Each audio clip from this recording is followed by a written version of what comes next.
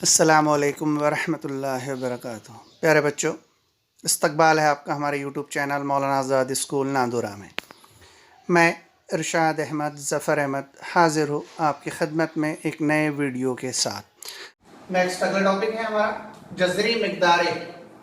अगर n एक तबई अदद हो, स्मॉल a कोई मस्बत नातिक अदद हो, a की कुव्वत 1/n या a का nवा जज़र कोई गैर नातिक अदद हो तो a का nवा जज़र या a की कुव्वत 1/n को जज़री मिक़दार कहते हैं। कंडीशन ये है कि ये n कभी भी 1 के मसावी नहीं हो सकता, क्योंकि अगर हम इस तरीके से कोई अदद लिखे तो यहाँ पर जो उसका दर्जा होता है वो होता है 2। ये 1 कभी भी नहीं होगा। और ये n क्या आना चाहिए? तबई अदद आना चाहिए। इसका दर्जा जो भी होगा वो तबई अदद होगा। फॉर एग्जाम्पल इस तरीके से अगर यहाँ पर लिखा जाए कि जज़र 3, तो ये एक जज़री मिक़दार है, क्योंकि इसका यहाँ पे दर्जा कुछ नहीं लिखा हुआ है। इसका मतलब ये होता है कि इसका दर्जा यहाँ पर 2 है। इस अलामत को कहा जाता है जज़री अलामत।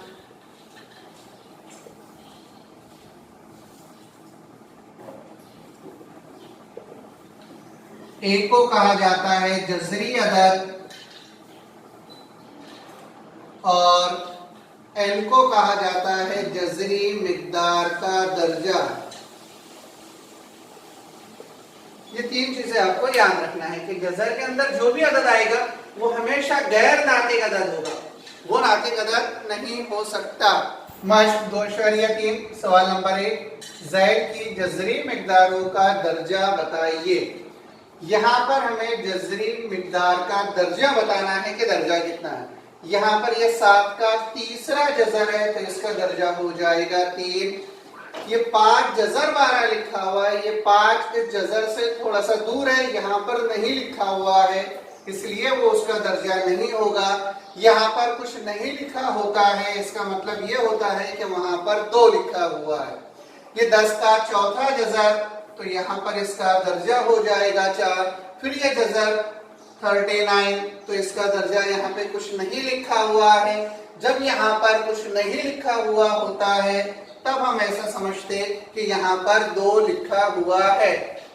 अगले सवाल की तरफ, सवाल नंबर 2, दर्ज झैल में से कौन सा अदद जज़री मिक़दार है बताइए।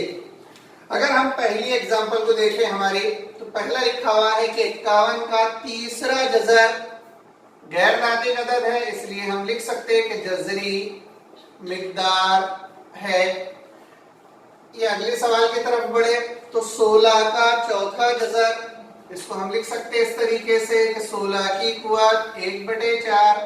अगर हम इसको और लिखें तो ये हो जाएगा 2 की कुव्वत 4 की कुव्वत 1/4, क्योंकि अगर हम 2 को 2 से 4 बार ज़रब करें तब हमें 16 हासिल होता है। 2 दूनी 4, 4 दूनी 8, 8 दूनी 16, इसलिए हमने 16 को 2 की कुव्वत 4 लिखे। इसका मतलब हो जाएगा 2 की कुव्वत 4/4, 4 से 4 कैंसल, तो 2 की कुव्वत 1 होता है। 2 की कुव्वत 1 का मतलब होगा 2, तो 16 की कुव्वत 1/4 ये हो जाएगा 2। या इसे इस तरीके से भी लिख सकते कि 16 का चौथा जज़र बराबर होता है 2, और ये 2 नातिक अदद है, इसलिए ये जो हमारी दूसरी मिसाल है ये मिसाल जज़री मिक़दार की नहीं है, क्योंकि ये 2 जो जवाब में हमें हासिल हुआ ये गैर नातिक अदद नहीं है।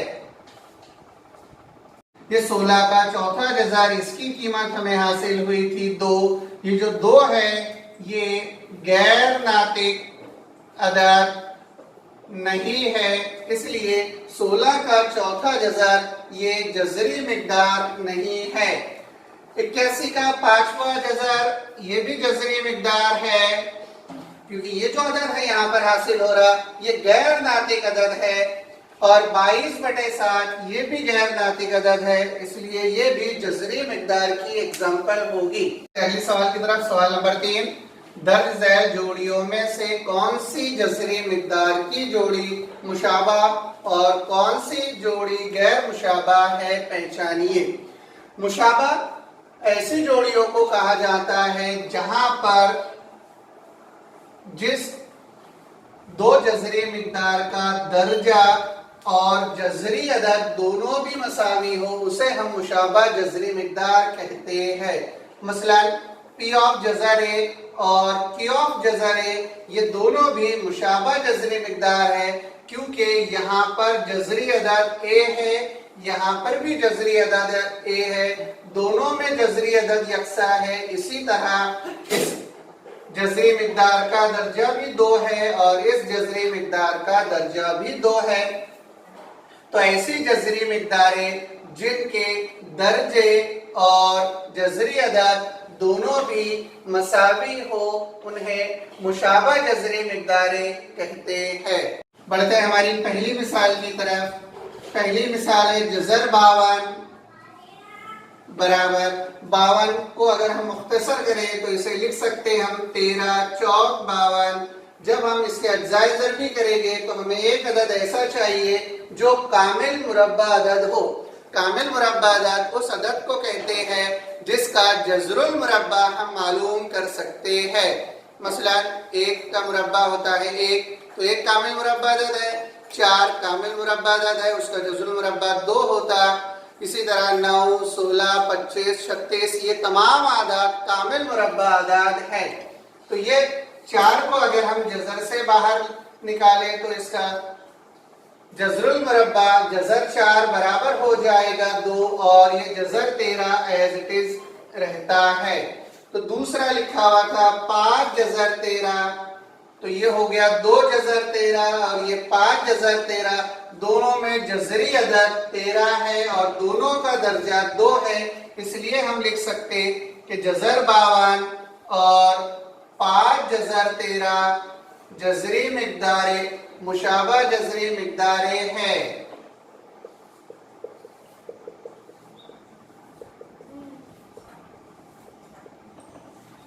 बढ़ते हमारी दूसरी मिसाल की तरफ। दूसरी मिसाल है हमारी 5 जज़र 22 और 7 जज़र 33। यहाँ पर ये 22 है जज़री अदद, यहाँ पर जज़री अदद 33 है। दोनों जज़री अदद को अगर हम किसी से तकसीम करें या उसके अज्जाए ज़रबी करें तो कामिल मुरब्बा अदद हमें हासिल नहीं होता। तो दोनों जज़री मिक़दार के दर्जे तो मसावी है लेकिन जज़री अदद अलग अलग है। इसलिए हम कह सकते हैं कि 5 जज़र 22 और 7 जज़र 33 गैर मुशाबा जज़री मिक़दारें हैं, क्योंकि यहाँ पर जज़री अदद मुख्तलिफ है। ये 22 है, ये 33 है। अगर जज़री अदद मुख्तलिफ हो जाए तो वो गैर मुशाबा जज़री मिक़दारें होगी। यहाँ पर दर्जे तो मसावी थे लेकिन जज़री अदद अलग अलग था। नेक्स्ट बढ़ते हैं हमारे अगले सवाल की तरफ। सवाल नंबर 4, दर्ज झैल जज़री मिक़दारों को मुख्तसर कीजिए। जिसका पहला सवाल है जज़र 27। इसे हम मुख्तसर कर सकते हैं। कामिल मुरब्बा अदद अगर ले तो हो जाएगा 9 ज़रब 3, 9 तिया 27। ये 9 है कामिल मुरब्बा अदद। इसे हम इस तरह भी लिख सकते हैं जज़र 9 ज़रब जज़र 3। तो जज़र 27 ये बराबर हो जाएगा जज़र 9। 9 का जज़रुल मुरब्बा होता है 3 और जज़र 3 एज इट इज। तो जज़र 27 को लिखा जाएगा 3 जज़र 3। हमारा दूसरा सवाल है जज़र 250। तो जज़र 250 में भी हमें एक कामिल मुरब्बा तलाश करना है, तो वो हो जाएगा 25 ज़रब 10। 25 दाहिर होता है 250, तो इसे लिखा जाएगा जज़र 25 ज़रब जज़र 10। फिर 25 का जज़रुल मुरब्बा होता है 5 जज़र 10। तो जज़र 250 को हम लिख सकते 5 जज़र 10। ये जज़र 250 की मुख्तसर तरीन सूरत 5 जज़र 10 है। इसी तरह जज़र 27 की मुख्तसर सूरत 3 जज़र 3 है। अगला सवाल है सवाल नंबर 5 कि दर्ज झैल आदात के दरमियान छोटा बड़ापन तय कीजिए। 8वीं क्लास में जिस तरीके का सवाल था पहले सबक में, फर्क इतना था कि वहां पर जो आदात थे वो जज़र में नहीं थे, यहाँ पर जज़र में। तो हमारी पहली एग्जांपल है 7 जज़र 2 5 जज़र 3। इसमें हमें तय करना है छोटा बड़ापन कि कौन सा अदद छोटा है और कौन सा अदद बड़ा है। तो पहला 7 जज़र 2, अगर हम 7 को जज़र के अंदर लिखे तो हमें जज़र में उसका मुरब्बा लेना होगा। तो 7 का मुरब्बा होता है 49, ये जज़र 2 एज इट इज। तो ये हो जाएगा जज़र 49 ज़रब 2, और 49 ज़रब 2 होता है 98। तो 7 जज़र 2 को हम जज़र 98 भी लिख सकते। दूसरी जज़री मिकदार है 5 जज़र 3। ये 5 को अगर जज़र के अंदर लेकर गए तो 5 का मुरब्बा लिखा जाएगा जज़र के अंदर। 5 का मुरब्बा होता है 25, इसलिए 5 को हम लिख सकते हैं जज़र 25 ज़रब जज़र 3 एज इट इज। अब दोनों का जज़र एक साथ में लिया जाएगा और लिखा जाएगा 25 ज़रब 3। तो 25 तिया होता है 75। अब वो 98 है, ये 75 है। हमें देखना है कि इसमें से बड़ा कौन सा है और छोटा कौन सा। तो ये 98 जो है ये बड़ा होगा 75 से, यानी जो 75 है ये छोटा अदद है, 98 बड़ा है, इसलिए ये जज़र 98 ये भी बड़ा होगा जज़र 75 से। इसका मतलब ये है कि जज़र 98 जिसकी कीमत है वो है 7 जज़र 2, ये बड़ा होगा जज़र 75 कीमत है 5 जज़र 3। तो ये 7 जज़र 2 बड़ा है 5 जज़र 3 से। तो हमारी दूसरी मिसाल की तरफ, दूसरी मिसाल है 5 जज़र 5 7 जज़र 2। ये भी आसान है। तीसरी मिसाल भी बोर्ड पर लिखी हुई है 5 जज़र 3 और 9। पहले दूसरी, ये 5 जज़र 5 को हम लिख सकते, अब डायरेक्ट जज़र की अलामत एक ही मरतबा लिख रहा हूं मैं। ये 5 अगर जज़र के अंदर चले जाए तो ये हो जाएगा 25, और ये जज़र 5 एज इट इज। तो 25 पजे होता है 125। इसी तरह दूसरा है 7 जज़र 2, यहाँ पर भी जज़र की अलामत एक मरतबा लिखी जाएगी। 7 को अगर हम जज़र के अंदर लेकर चले जाए तो वो हो जाएगा 49 ज़रब 2, तो ये होता है 98। 49 2 98। यहाँ पर जज़री अदद जो है ये 125 है, ये बड़ा है यहाँ का जज़री अदद 98 से। तो इसका मतलब ये होगा कि जज़र 125 ये बड़ा होगा जज़र 98 से। इसका मतलब ये है कि जज़र 125 की कीमत होती है 5 जज़र 5, ये बड़ी होगी 98। जज़र 98 की कीमत होती है 7 जज़र 2 से।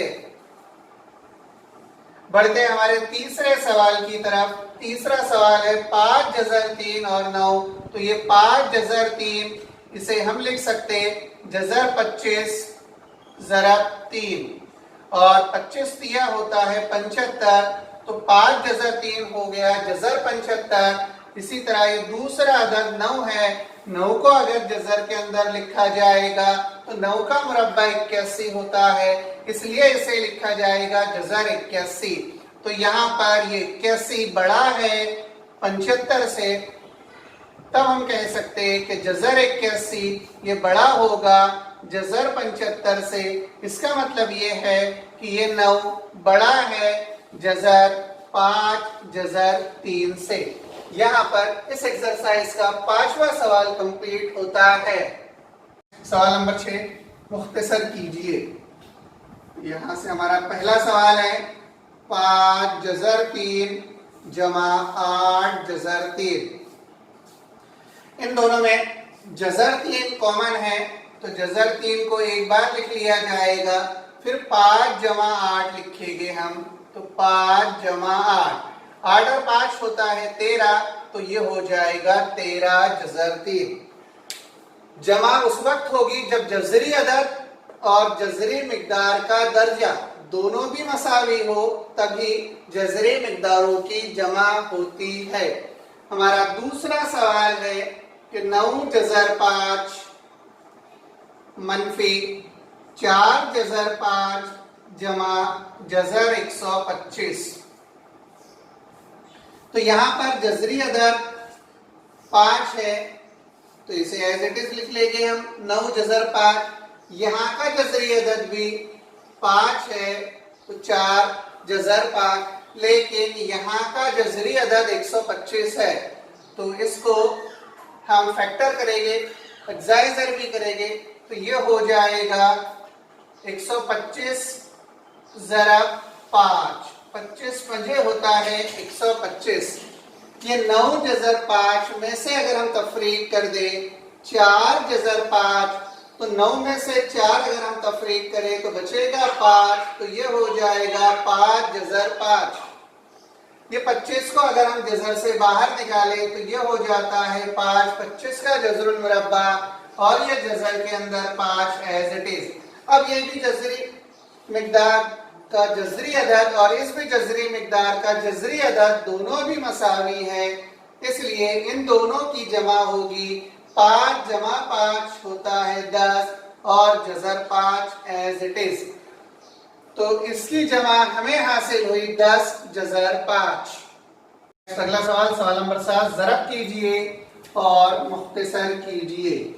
हमारा पहला सवाल है 3 जज़र 12 ज़रब जज़र 18। तो ये 3 एज इट इज रहेगा। जज़र 12 को हम लिख सकते हैं 4 तिया 12, 2 छके 12 भी होता है, लेकिन ना 2 कामिल मुरब्बा अदद है ना 6 कामिल मुरब्बा अदद है, इसलिए हम लिखेंगे 4 ज़रब 3। इसी तरह 18 को लिखा जाएगा 9 ज़रब 2। ये 3 एज इट इज रहता है। 4 का जज़रुल मुरब्बा 2 होता है, ये जज़र 3 एज इट इज ज़रब 9 का जज़रुल मुरब्बा 3 ज़रब जज़र 2 एज इट इज। अब जो जज़र से बाहर है उनकी ज़रब की जाएगी, और अगर जज़री अदद अलग अलग हो लेकिन उनके दर्जे अगर मसावी हो तब हम जज़री मिकदारों की भी ज़रब करते हैं। तो ये 3 दूनी 6 तिया हो जाएगा 18 ज़रब, दोनों जज़र के दर्जे मसावी है इसलिए एक बार लिखा जाएगा, ये हो जाएगा 3 ज़रब 2। ये जज़री अदद 3, ये जज़री अदद 2, तो ये होता है 18, 3 दूनी होता है 6, तो 18 जज़र 6। बढ़ते हैं हमारे दूसरे सवाल की तरफ। तो दूसरा सवाल है 5 जज़र 8 ज़रब 2 जज़र 8। तो जो जज़र से बाहर है पहले उनकी ज़रब कर ली जाती है, तो 8 5 दूनी हो जाएगा 10 ज़रब। अब जज़र के अंदर जो अदद है उनकी ज़रब, तो 8 ज़रब 8, ये 10 एज इट इज रहेगा ज़रब। 8 8 होता है 64, और हम जानते हैं कि 64 का जज़रुल मुरब्बा होता है 8, तो 10 ज़रब 8 हो जाएगा 80। तो 5 जज़र 8 ज़रब 2 जज़र 8, इन दोनों की अगर हम ज़रब करें और मुख्तसर करें तो हमें जवाब हासिल होता है 80। सवाल नंबर 8, तकसीम कीजिए और उसे मुख्तसर कीजिए। हमारा पहला सवाल है जज़र 98 तकसीम जज़र 2। तो इसे हम लिख सकते 98/2। 98 को अगर हम 2 से तकसीम करें तो हमें हासिल होता है 49, और 49 का जज़रुल मुरब्बा होता है 7। तो ये होगी तकसीम और उसकी मुख्तसर तरीन सूरत। बड़ा सवाल जज़र 310 तकसीम जज़र 5। तो इसे लिखा जाएगा 310/5। 310 को 5 से तकसीम करेंगे, 5 छके होता है 30, बचेगा 1, उतारेंगे सिफर, हो गए 10, और 5 दोनों होता है 10, तो हमें जवाब हासिल हुआ जज़र 62। एक्सरसाइज का अगला सवाल, सवाल नंबर 9, नसबनुमा को नातिक बनाइए। जिसका पहला सवाल है हमारा 3/5। तो इस सवाल को जवाब में एज इट इज हमने लिख लिया। नसबनुमा में है जजर 5, तो हम लिखेंगे नसबनुमा और शुमार कुनिंदा को जजर 5 से ज़रब करने पर, तो ये हो जाएगा 3/जजर 5 बराबर जजर 5/जजर 5। शुमार कुनिंदा की ज़रब शुमार कुनिंदा के साथ, तो हमें हासिल होता है 3/5 और नसबनुमा की ज़रब नसबनुमा के साथ, तो यह हासिल होगा 5/5 25। तो इसे हम लिख सकते 3/5/25 का जज़रुल मुरब्बा होता है 5। तो ये नसबनुमा 3/जज़र 5, इसको अगर हम नातिक बनाए तो ये हो जाएगा 3/5/5। दूसरा सवाल है 6/9 यहाँ पर नसबनुमा में 9/3 है। जजर के अंदर जो अदद लिखा गया है जजर 3, तो पहले हम 6/9 को एज इट इज लिखेंगे। इसको ज़रब किया जाएगा इसके मजदूद से, कॉन्जुगेट से, तो ये हो जाएगा जजर 3/जजर 3। उसी से ज़रब और उसी से तकसीम। यहाँ पर जजर में जो अदद होता है उसी से हम ज़रब और तकसीम करते हैं। तो शुमार कुनिंदा की अगर हम ज़रब करें तो शुमार कुनिंदा में हो जाएगा 6/3 और नसबनुमा में हमें हासिल होता है, ये 9 तो एज इट इज रहेगा, ये जजर 3 ज़रब जजर 3 होता है 9। तो ये 6/3 एज इट इज बटे ये 9 ज़रब 9 का जज़रुल मुरब्बा होता है 3 और ये 3 दोनों होगा 6, तो ये हो जाएगा 2/3/9। ये नसबनुमा नातिक बन गया 2/3/9। यहीं पर ये एक्सरसाइज 2.3 कंप्लीट होती है।